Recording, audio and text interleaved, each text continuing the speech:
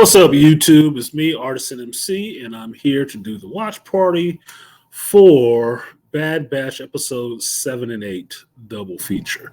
First episode was good for me in the sense that it got back to some recognizable characters.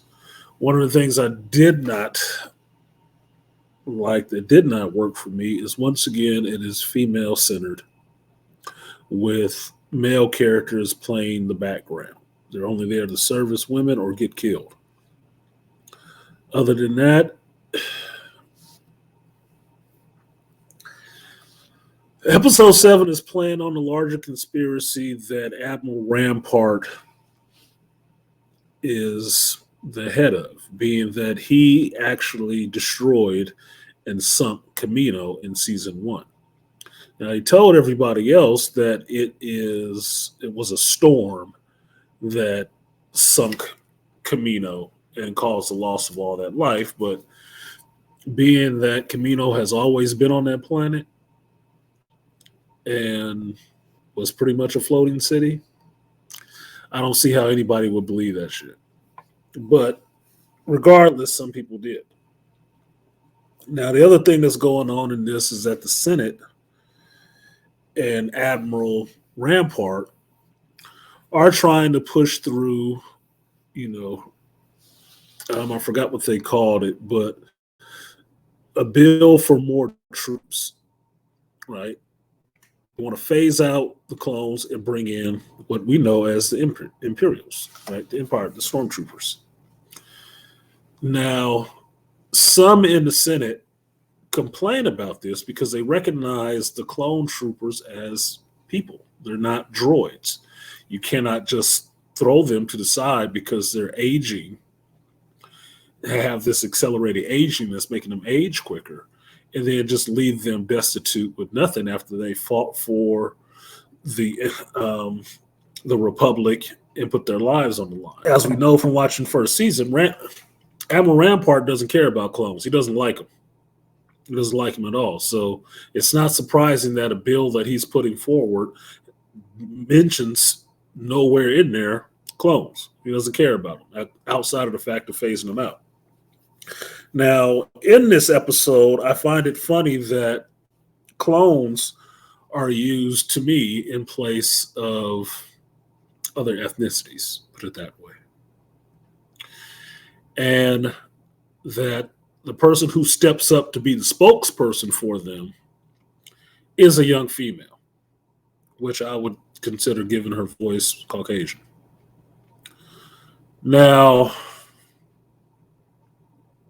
I'm getting a little tired of this trope with everything being female-centered.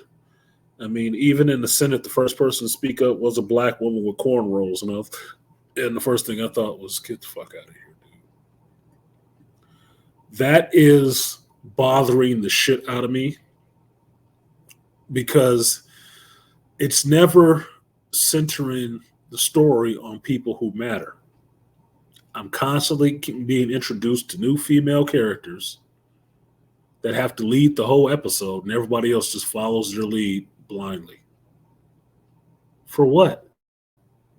What point is that serving? For me, this episode of The Bad Batch is the first one I saw. Doesn't have any of Clone Force 99 in it. None of them. Now, yes, you see Rex in this episode, Captain Rex from the Clone Wars, but that only matters to you if you watch the Clone Wars.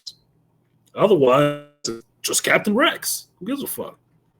So at the end of the day, I'm interested in the Senate side of what's going on, but I'm still having a story that is not showcasing the people who are the titular characters of this. They're not there.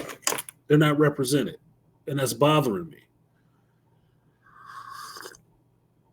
But yet and still, here's another episode of some new female character who has to lead everybody else because nobody else that's a male knows how to step up. I'm getting sick of that. So, with that, that is my reaction to episode 7. What I'm going to do is I'm going to go ahead and bring this up on the other screen, and I'm going to watch this episode 8.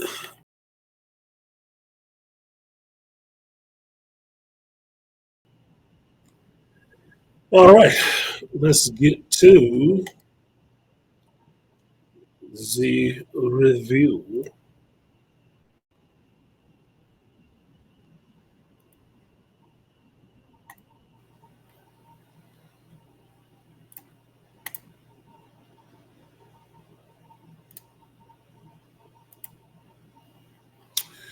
All right. Oh, now.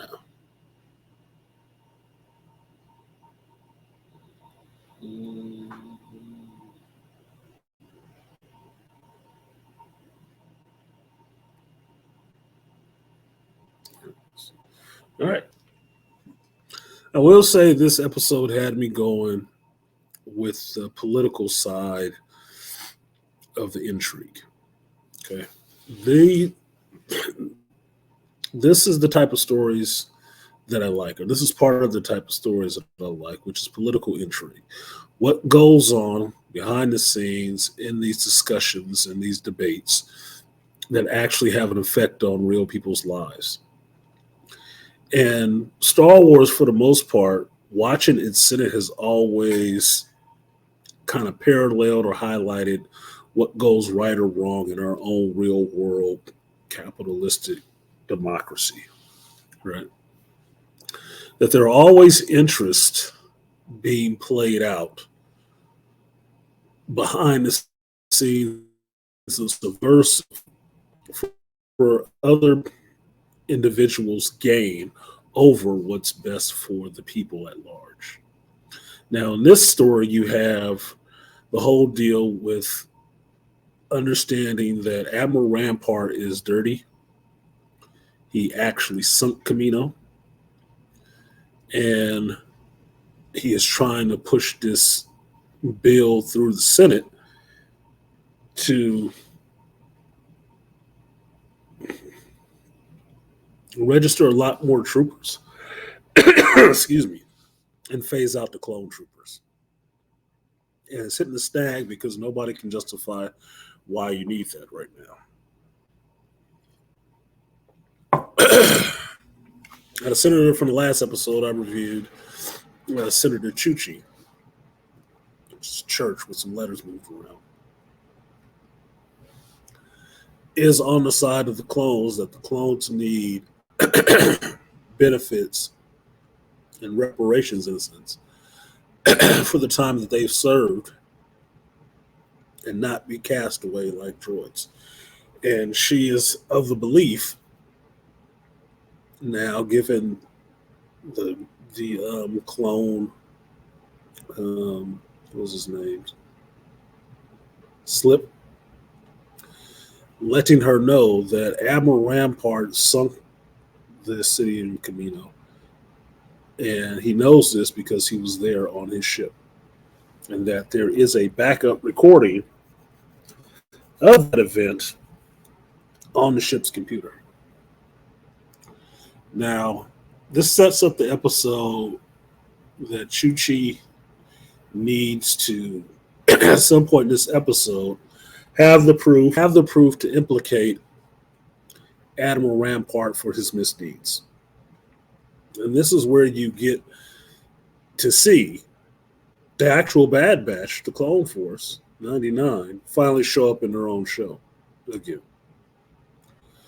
And they're being called in by Captain Rex, who is alive and working in a type of clone underground with people who know the truth and don't want to necessarily go quietly into that good night. Now, Captain Rex calls the Clone Force and asks them to come to Coruscant for a mission. And the mission that he is tasking them with is to steal these documents or these plans or this recording from Admiral Rampart's ship. He is busy taking care of stuff with the Senate. Now, I kind of knew it would happen in this episode, but it still pissed me off when I saw it. In the sense that I was complaining last episode about there always being a female character or new female character introduced to center the whole episode on. And that last episode, which was episode 7, Senator Chuchi was the main character, and everybody else, every male character in it was just background. And you never even got to see Clone Force 99. You didn't get to see the Bad Batch at all in that episode. All set up, right? Get to this episode, and of course, the resident female character on Clone Force 99, Omega, gets to meet Senator Chuchi, and what do you think? The rest of the episode centers on the two of fucking them.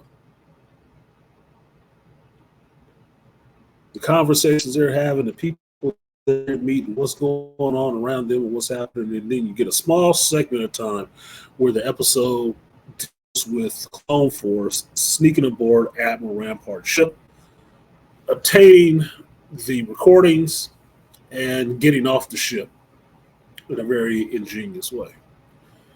Now, all that part was actually really good. It's actually really good. Even some of the stuff with Senator Chuchi was good because I like the political angle on that, what I've already told you.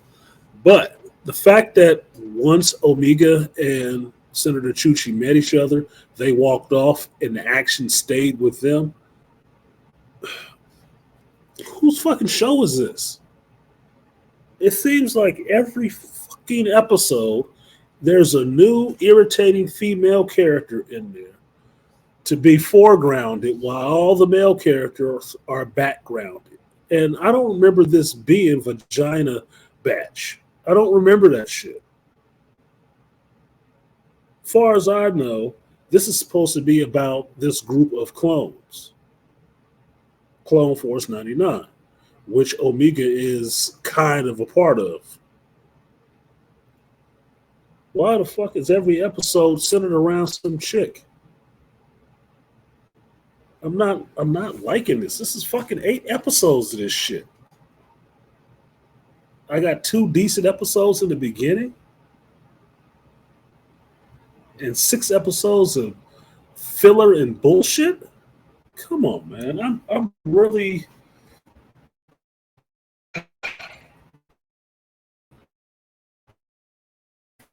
frustrated with myself about this because I'm getting disappointed and downright pissed off. I'm really impatient with this shit. I'm really getting to that point where I have no patience for this anymore. And it's a rough thing because I love Star Wars. But I'm getting really fucking impatient with all this goofiness. I mean, I did not wait an extra, 3 or 4 months that they had to develop this just to see all this shit. I mean, it makes me wonder, is this what you were putting out to try to get it out even on the late time? Is all this filler bullshit?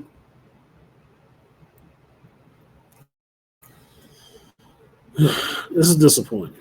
Now, one of the big scenes that everybody will be jazzed about is the fact that you saw animated Emperor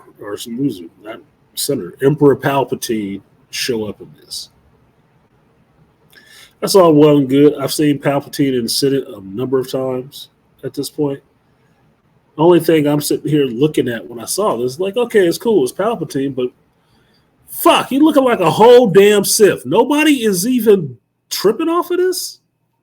Yellow eyes and everything. I said, did he really just come to the Senate in his black Sith robes? Is that how he got down in the Senate? As Emperor? I mean, Jesus. Even Shev Palpatine, before he got,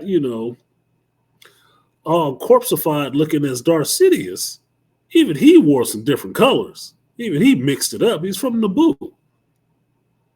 What the hell? Because he got, a little bit of force lightning back in your face. Now he's, oh, well, I can only wear these black robes and cloak my head. And I'm sitting there thinking about it, like, nobody would see this as being weird. Nobody? I think I would see it as weird. Mind you, we just had Jedi's. And Jedi's were telling the Senate about Sith. Why the fuck is this dude up here? And nobody questioned it. I mean, even though the Senate is full with aliens and all kind of shit, right? I mean, you got cornrow hoodie, black chick sitting in here for whatever planet she fucking from. Must be Strag. But nobody is saying anything about this. And I'm like, as cool as it be to see Palpatine, somebody should have been raising more questions and he just popped up with the black robes and the yellow eyes and it's just all gravy. I don't know. The other thing I did like about Palpatine showing up was how it shows that in the story that someone with a better grasp of facts and language can totally deconstruct your argument. They can. Totally break down your argument because you have to know more about what you're saying. And if you don't, it leaves a lot of wiggle room for them to squeeze through and get whatever they wanted. Because when Palpatine showed up, that's exactly what he did. He didn't even have to use any of that Sith pimp speak. No, he just spoke to him, gamed him up, and made what was done spun around to be a benefit for him. Because there was a plan that one person knew about, but there was an overarching plan. And that overarching plan was give me my funds for new troops, the stormtroopers. And he got them. He got them. That's it. Yeah. Awesome. He brought proof and took down Admiral Rampart. Awesome. What did that leave? The Emperor's still there, throwing his ass under the speeder and saying, yeah, but I still need this money. Oh, shit. Ain't that the way? Ain't that the way? So, for me, that's the short review of the episode. It's only 30 minutes long. I mean, how fucking long do you think it's going to be? But I am happy about what I saw with the Clone Force. I am happy about seeing Palpatine or Emperor Palpatine show up. But I've been to Coruscant before. Multiple times. This is not blowing my skirt up in the sense that we went to a new planet. Right? We discovered something or whatever we're doing, right? Hiding out, doing jobs, whatever the fuck. But it's also not grabbed me in the sense that, oh, this is so important. See, Palpatine said stormtroopers, like, I give a fuck. We knew this. We knew this was going to happen. Was it a poignant moment that you had to see? No. Rampart getting arrested was more important to me than Palpatine showing up, flipping the script on people, doing a little spin doctor, and getting them, putting it in their head for them to approve his, I can't remember the name of the bill for shit right now, his new re-up bill to get more troops. Other than that, it's wearing on me. It is wearing on me. It's wearing on me a bit. But with that, it is what it is. So, on the all, I liked it, but there's a lot of stuff that I found objectionable that just wasn't interested in me at all. So, that's it for now. Like, share, subscribe, support the stream if you feel so inclined, and I will see you next time. Peace.